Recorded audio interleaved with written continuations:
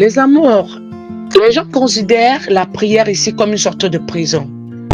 C'est-à-dire, dès qu'ils attendent déjà que c'est l'heure de prière et qu'ils savent qu'il faut prier, non. C'est-à-dire, la tête commence à faire mal.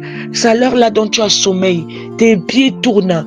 C'est-à-dire, tu cherches tout genre d'excuses pour ne pas prier. Ça, c'est de la paresse de l'esprit. Ça veut dire que vous ne prenez pas la peine de nourrir votre âme.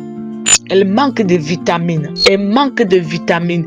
Elle manque de calcium.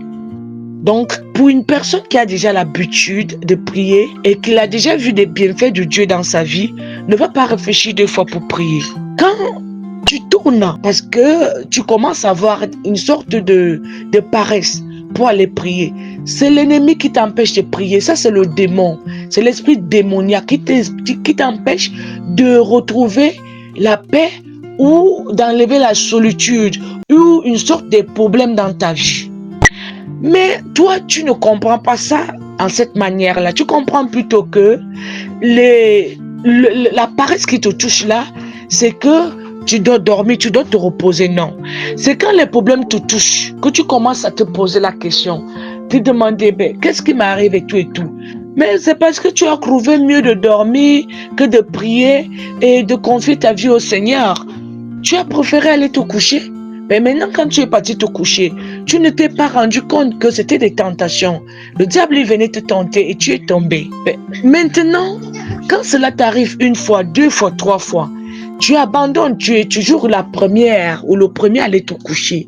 Tu oublies la prière.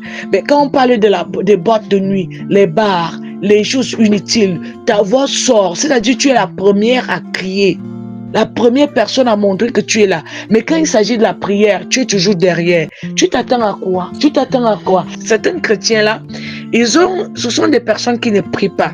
Mais ils arrivent à prospérer dans leur vie. Mais chaque fois qu'ils veulent prier, ils n'arrivent pas à prier. Et ils se disent que le fait qu'ils ne prient pas et qu'ils prospèrent, c'est parce qu'ils sont très forts. Non, non, non. D'autres prient pour vous. Mais faites très attention parce qu'au fur et à mesure que tu ne pries pas, le diable aussi te laisse certains chemins pour que tu comprennes que la prière ne sert à rien. Jusqu'à ce qu'il va finir par te coincer.